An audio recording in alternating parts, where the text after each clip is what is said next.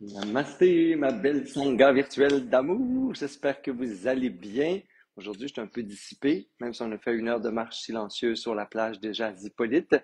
On est en groupe pour la retraite Terre Sacrée, où je pense sur les voies des ancêtres, la voie des ancêtres. Alors aujourd'hui, on se parle pourquoi on souffre en amour. Quel beau sujet en ce début de printemps ou ce début d'hiver québécois, on ne sait plus, il semble. J'ai vu plein de poteaux de vos balcons toute la semaine.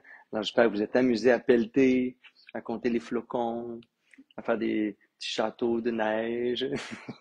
Je sais qu'il va faire 18 degrés cette semaine. Vous allez me dire, Martin, c'est pas vrai. Les monarques sont de retour, les canards sont arrivés, les tulipes poussent dans ma terrasse. Et oui, c'est la vie. Fait que l'impermanence et l'amour, on va en parler aujourd'hui. Pourquoi on souffre en amour, c'est le sujet de ce brin de sagesse bouddhiste et une méditation pour se faire du bien. La méditation, bien sûr, c'est sur la radiance infinie, sans limite, sans condition de l'amour. Et on va regarder avant, mais pourquoi? Pourquoi, Martin? Pourquoi on souffre tant ou on souffre en amour? Et l'amour au sens large, là, pas juste, vous me dites, ah ben Martin, je vais m'en aller tout de suite, moi je suis pas en couple. Mais ça n'a aucun rapport, j'ai pas dit pourquoi on souffre en couple, j'ai dit pourquoi on souffre en amour. Encore plus large. Alors, coucou, mes beaux amours, allô mon beau Claude qui est en amour. J'espère que ça va bien. Allô, ma belle Sophie Chartrand. Salut la gang. Oui, Marie-France est là, Sophie, elle est là. Ta vois-tu? Ta vois-tu? Elle est en arrière, là, je cache Bob, là, je cache personne. Ouais, ils sont là. Allô, mon beau Denis. Hey, Denis, on a trouvé un remplaçant pour toi. Estelle me disait qu'au Japon, on a Yves maintenant qui te remplace, Denis. Alors, voilà, parce qu'il va faire sonner des gongs comme toi, ça a l'air. Fait qu'en tout cas, très heureux que tu sois là, mon beau Denis d'amour. Allô, ma belle Sophie. Il paraît que tu t'en viens bientôt avec notre belle Elisabeth au Mexique. Coucou, Liette Desjardins. Allô, ma belle Denise Bijoux d'amour. On se parle tous les jours, mais bon, allô quand même, Denise Bijoux. T'es chez nous ou t'es chez vous, Denise? T'es-tu avec les chatouilles? On sait pas. Tu peux nous envoyer des photos des chatouilles, si tu veux, sur le chat, hein? Mhm, mhm. Coucou Madeleine, allô René, oh, allô ma petite maman d'amour, coucou Ginette Bisson de l'Abitibi, j'espère que tu vas bien. Allô mon beau Yannick d'amour. Alors prenez le temps de vous installer. Pour ceux qui sont en direct, c'est comme si on était à salut bonjour à la période des anniversaires. On dit bonjour à tout le monde. Et après ça, on se détend avec un enseignement et une méditation. Alors je vous rappelle le thème aujourd'hui sur lequel on va se donner un petit peu de dharma. C'est toujours du point de vue de la psychologie bouddhiste, hein, cette philosophie ancestrale qui a 2500 ans, qui est transmise de différentes voies, écoles. Alors, pourquoi souffrir en amour? C'est la question qu'on se pose souvent. Quand tout va bien, puis qu'on est sur notre petit nuage rose, on se la pose pas trop. Et tout d'un coup, quand en amour, ça souffre, on se dit, mais pourquoi aimer? Pourquoi?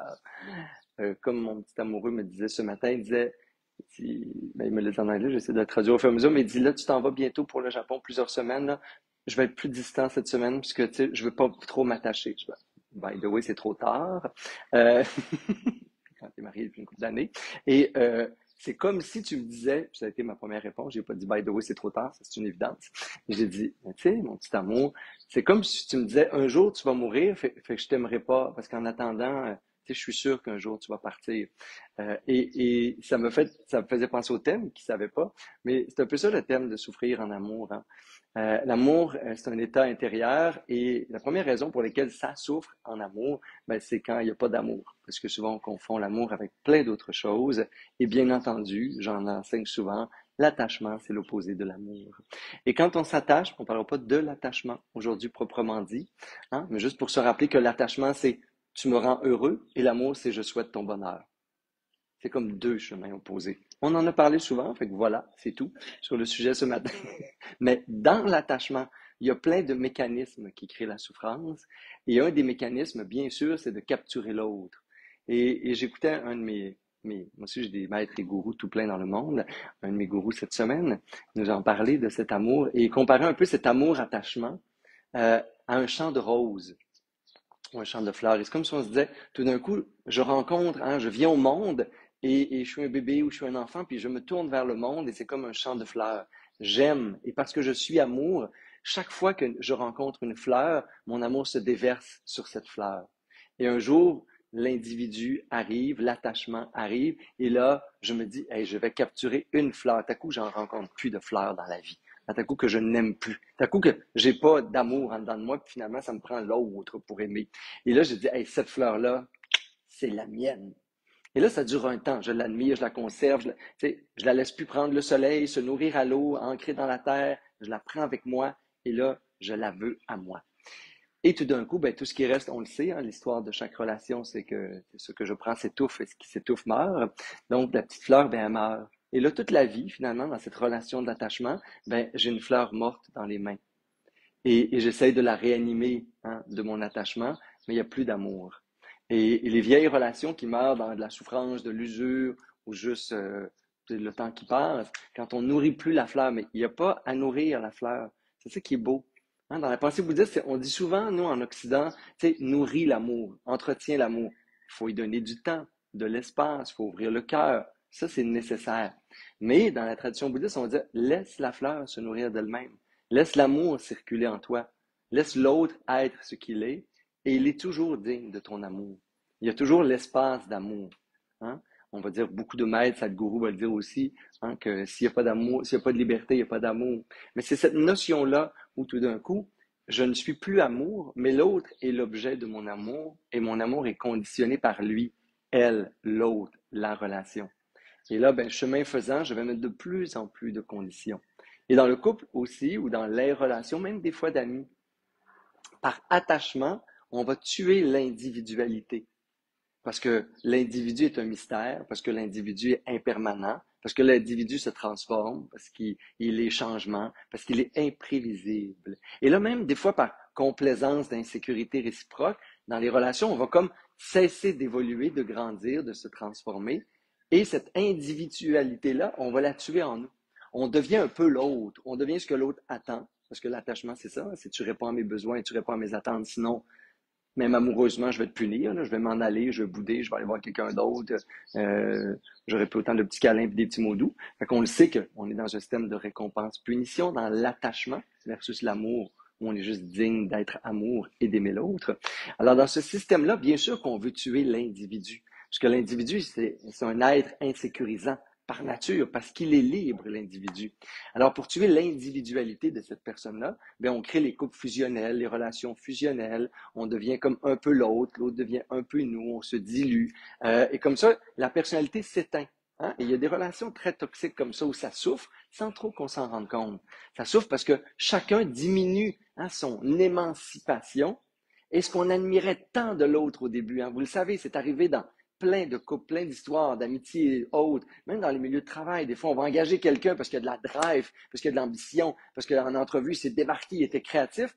Puis là, on l'amène et on l'enferme dans un type de job, fait les affaires comme avant, bouscule pas trop les pensées. C'est la même chose, c'est toujours les relations humaines. Il y a de l'amour dans le travail, il y a de l'amour dans une embauche, il y a de l'amour dans ce candidat-là, on tombe en amour. Il y a une affection, il y a de l'admiration, il y a tout ce qui fait l'amour et la dignité d'être ensemble, il y a un désir d'être avec l'autre. Fait que les relations, amour, là, mettez ça au sens très, très, très large. Mais cette notion-là, ou l'insécurité, parce que là, on veut tout d'un coup que cet employé-là, que cet amoureux-là, que cet ami-là soit la nôtre, et on ne veut pas la perdre. Puis c'est plus facile de ne pas perdre quelqu'un qui est petit que quelqu'un qui est grand. C'est plus facile de ne pas perdre quelqu'un qui est insécure. Ça ne bouge pas, quelqu'un qui est insécure. Ça ne bouge pas dans sa tête, ça ne bouge pas dans sa vie, ça ne bouge pas dans son cœur. Ça ne sera surtout pas digne d'aller voir ailleurs ou d'aimer le reste de la vie ou de s'épanouir dans d'autres activités que celles qu'on fait avec lui ou avec elle et ainsi de suite. Alors, cette mort-là de l'individualité, de la grandeur finalement et du mystère de l'autre, c'est drôlement, hein, pour ne pas perdre l'autre, pour ne pas perdre l'amour, ben on tue l'amour. Le mécanisme par lequel on voulait conserver l'autre, c'est ce qui va faire en sorte que même nous, à un moment donné, on va trouver l'autre très tiède, très plate. Hein? Puis là, on va dire, mais t'es où, celui, celle que j'ai rencontré, là? Ben, je l'ai tué dans la relation. Et cette mort-là s'est faite mutuelle, souvent, réciproque. Les deux, on s'est diminué à notre plus simple expression pour être sûr de devenir deux sofas sur un sofa. Et, euh, et voilà, comme ça, on savait que l'autre était là. Cette fleur m'appartenait et je l'ai tenue dans ma main jusqu'à temps qu'elle fane, jusqu'à temps qu'elle meure. Et là, tout d'un coup, je l'ai regardée mourir, puis j'ai dit, ben là, t'es pas digne d'être ma rose, ma fleur. Je vais en trouver une autre qui est vibrante, vivante, unique, extraordinaire, qui radie de sa beauté, hein, et de sa magie, jusqu'à temps que je veuille la faire mienne et que je la tue à nouveau. Alors, c'est l'expression, la sagesse bouddhiste, qui nous permet de voir à travers ce spectre de deux chemins, une grande croisée de chemins dans toutes mes relations et à chaque jour. Est-ce que je veux prendre l'autre? Est-ce que je veux prendre de l'autre ou je veux aimer? Et je choisis d'aimer. Et l'amour, ça n'a pas besoin d'objet. Parce que sinon, je vais confondre objet et amour. Fait que c'est pas l'objet qui est amour, c'est moi. Alors quand j'aime, j'aime. Et tout. Une roche, une fleur, la vie, une brindille, le vent, n'importe quelle musique, tous les êtres humains que je vais croiser vont juste devenir comme un réceptacle à mon amour. Il n'y a plus d'objet et il n'y a jamais eu d'objet nécessaire à mon amour. C'est moi qui aime. Le verbe aimer, c'est j'aime, c'est aimer. Donc déjà, cette illusion-là, où l'objet est nécessaire, et des fois même il est unique, exclusif, blablabla, ben, ça devient un emprisonnement. Amour meurt et attachement va faire racine dans mon être, qui finalement, un des trois poisons de l'esprit, c'est l'attachement. Et poison veut dire les souffrances de l'être humain. Fait qu'une des grandes racines de la souffrance humaine, c'est toute forme d'attachement. Et pour ça, on a le remède, le nectar, c'est l'amour. Et la méditation qui suit, même vos amis d'amour, c'est d'être amour, de se suffire dans aimer, sans objet. Oh, ça existe. Et là, après ça, au lieu de capturer l'objet, ce que je veux capturer, c'est amour. Au lieu de prendre l'autre, ce que je veux, c'est nourrir amour. Et tout ce que j'ai à faire toute ma vie, c'est aimer. Les autres, l'autre, la vie, le monde, zéro contrôle. Il n'y a rien qui m'ait jamais appartenu. Il y a juste amour. Ce que j'aime, ou je suis dans un désert d'amour, je suis dans la souffrance, l'attachement, et ainsi de suite. Alors, je vais apprendre à aimer sans objet pour ensuite ne jamais confondre objet et amour. Tout peut être un objet d'amour quand je suis dans l'amour, comme le soleil là, qui irradie partout, puis qui ne choisit pas qui il va illuminer, il illumine tout. Fait que l'éveil, l'illumination, c'est aussi simple que ça. Je pensais que c'était bien plus compliqué. Donc, à votre posture de méditation, tout le monde, prêt, pas prêt, on s'en va aimer.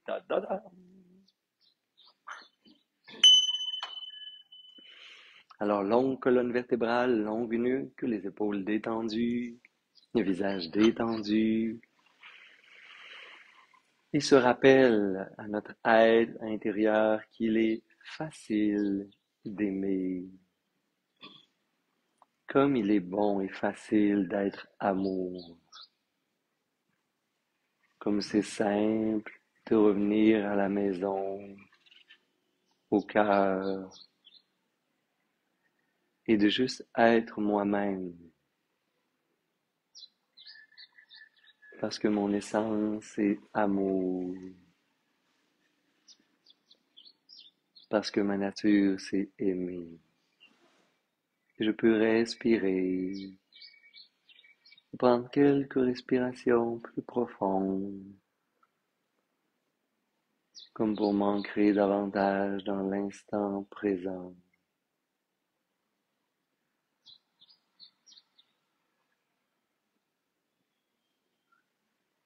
Et rester en présence avec le souffle pour un court instant. Aimer ce souffle.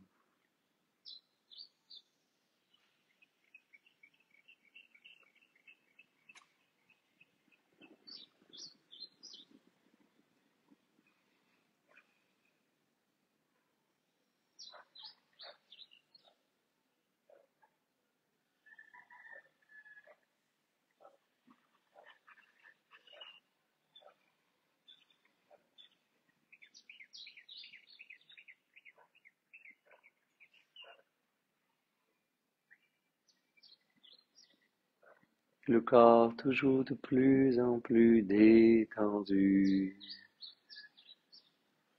où j'abandonne toute résistance,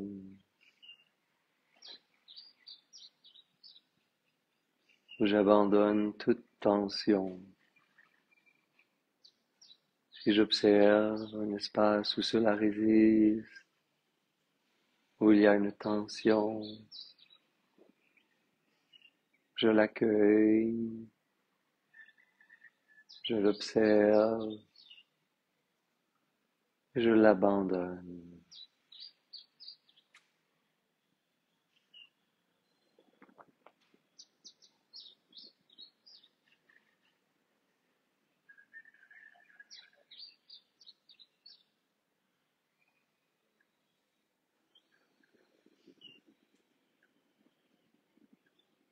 Et je crée l'espace de disponibilité à l'amour en moi. Tout le reste en ce moment n'a aucune importance.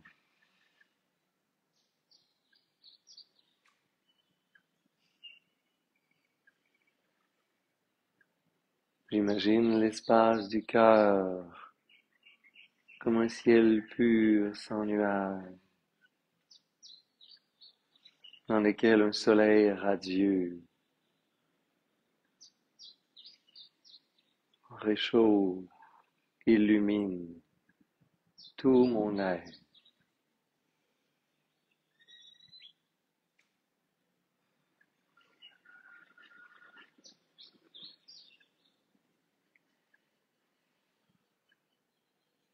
Je me rappelle les qualités de l'amour, les qualités véritables, une source infinie, sans forme,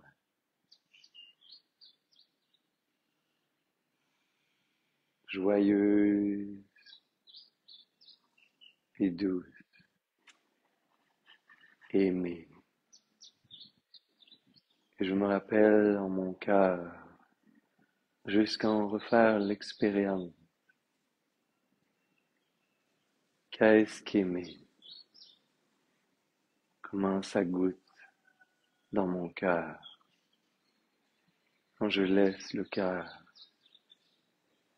libre d'aimer.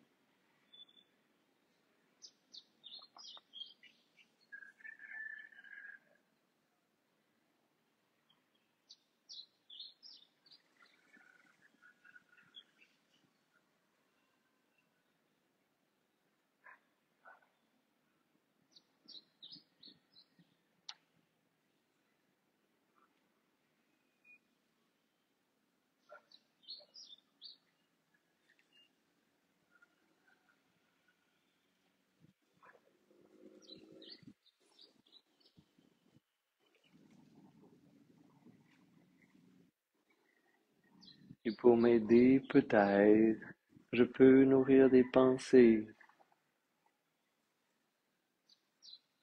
qui permettent la manifestation d'amour en moi ou des images qui me rappellent le chemin vers l'amour.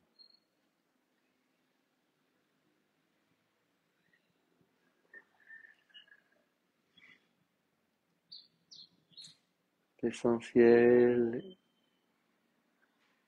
est de revenir à l'état d'amour, l'amour comme expérience dans le cœur, comme une chaleur, comme une joie, aimer.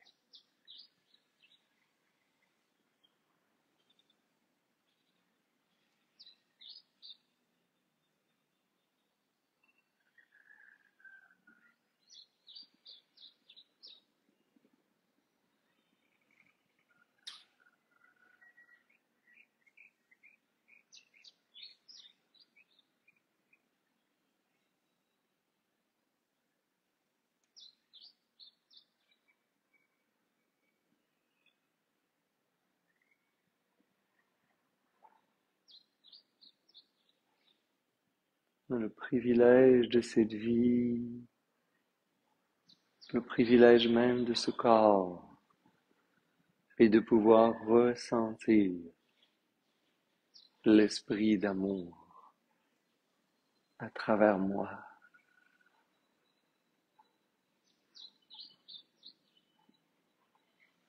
Et sans limite et sans peur, inonder le monde de cet amour.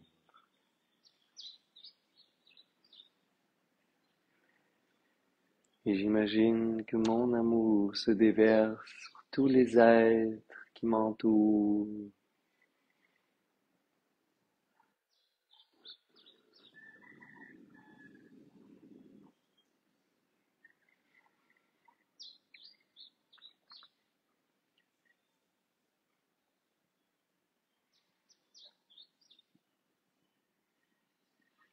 sur le lieu où je suis,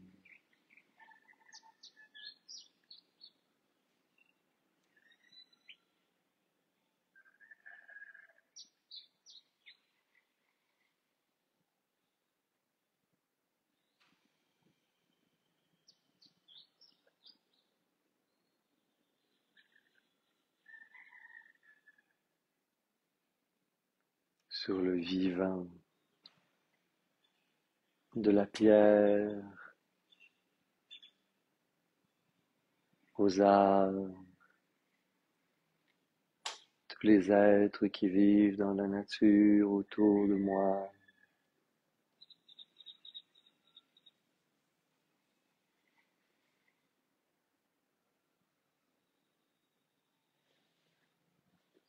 Toute la création devient le réceptacle de mon amour.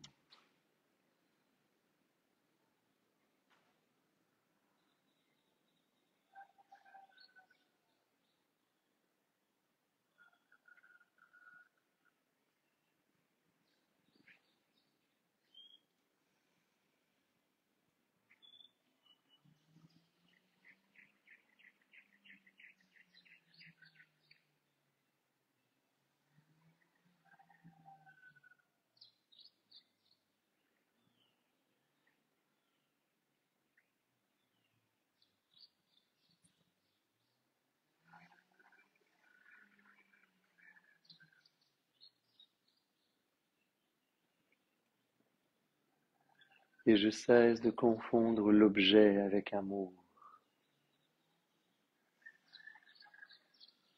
Ce n'est pas la qualité de l'objet qui définit l'amour, c'est la qualité de mon cœur.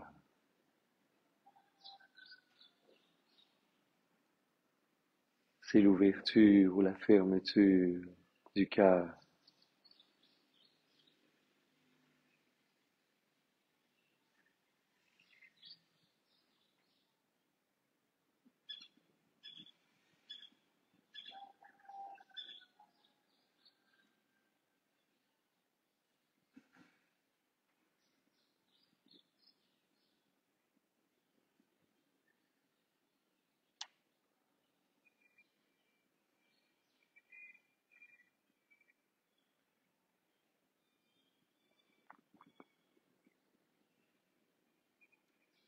Et si je me perds dans des pensées, ou je rentre dans une torpeur, une somnolence intérieure, je réactive l'engagement et la motivation à rencontrer l'espace d'amour en moi et à libérer à l'infini cet amour.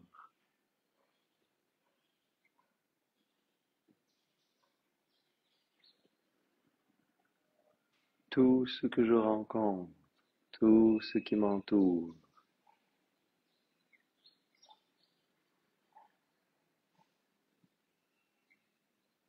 peut recevoir mon amour.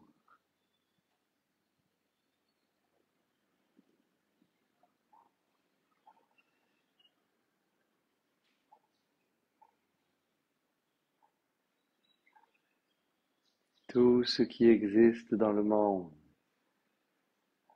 est digne d'être aimé. Et je choisis de générer un état d'amour sans condition, sans limite, sans forme,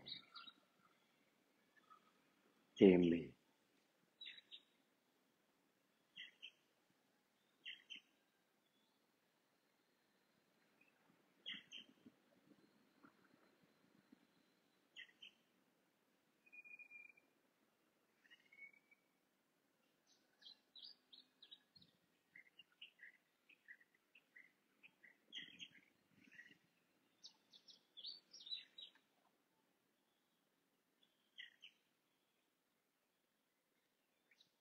Et à chaque fois que je perds cette qualité d'amour, je me rappelle que ce n'est jamais l'autre qui limite l'amour, c'est moi.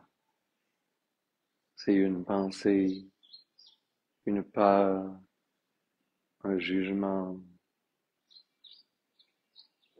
Je suis le seul, la seule à pouvoir limiter cet état d'amour qui est en moi. Quand je rentre dans l'amour véritable, à nouveau je découvre l'infini, indestructible amour.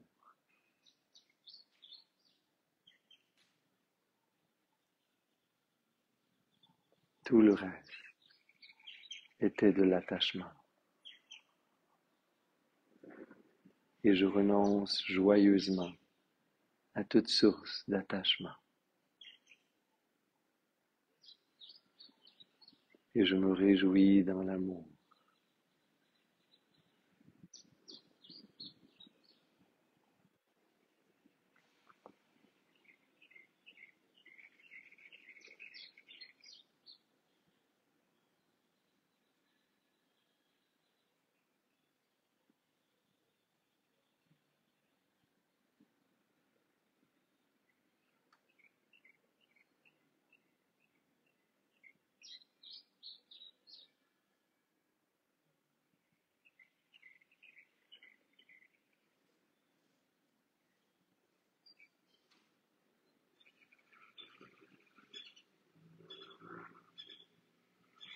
Et je peux relaxer mon souffle, relaxer mon corps et surtout relaxer l'esprit. Redéposer ma présence à chaque fois au cœur et tout au long de la journée, conserver cette pratique. Dès qu'il y a une tension de corps, au niveau mental, émotif, je me détends, je l'abandonne et je reviens au cœur.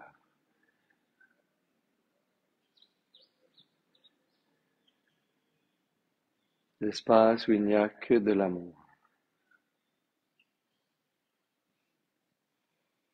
Et je peux reprendre doucement quelques respirations plus profondes.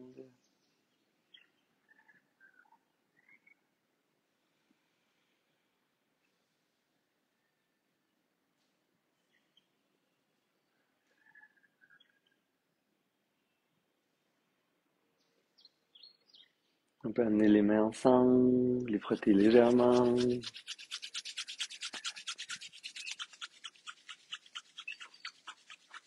Amener cette belle chaleur au cœur, inspirer par les narines pour expirer bouche avec un beau sourire sur les lèvres.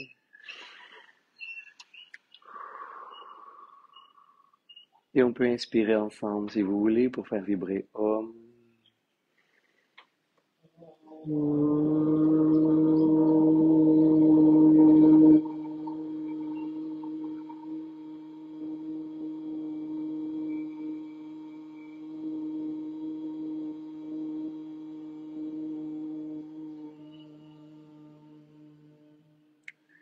Namasté, mes beaux amours à la maison. Namasté, la belle gang ici. Juste pour vous dire, effectivement, que la petite bouchée de sagesse bouddhiste et cette courte méditation, c'est toujours un enseignement qui demanderait plein de nuances, qui est en continuité avec tous les autres.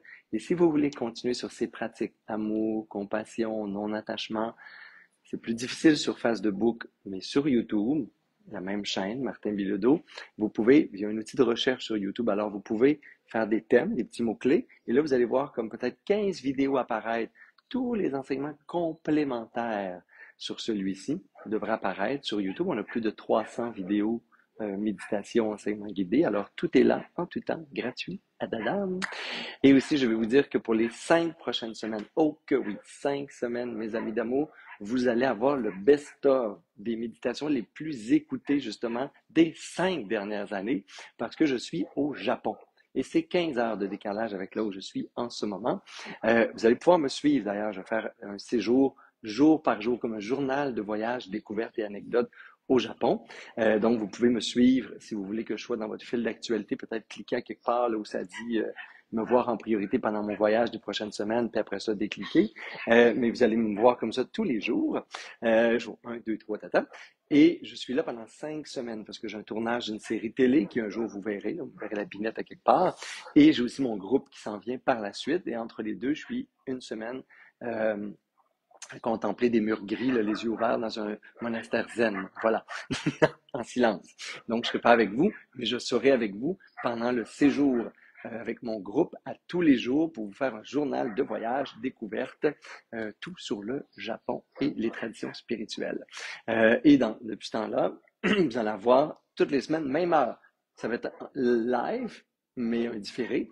Les dimanches, toujours à 10 heures, va s'afficher comme pom, cette méditation avec enseignement bouddhiste qui est notre top 5 des 5 dernières années. Alors, vous pouvez les découvrir. Je serai beaucoup moins sur les réseaux sociaux, mais toute mon équipe est là. Ils travaillent du lundi au vendredi, by the way. Alors, si vous écoutez le vendredi soir et le dimanche matin, vous avez déjà un peu d'anxiété sur vous n'avez pas reçu de réponse, méditez ou prenez un activant et attendez peut-être le lundi ou le mardi et tout va bien aller. Alors, je vous aime d'amour et on se revoit prochainement. Gros bisous. Namasté.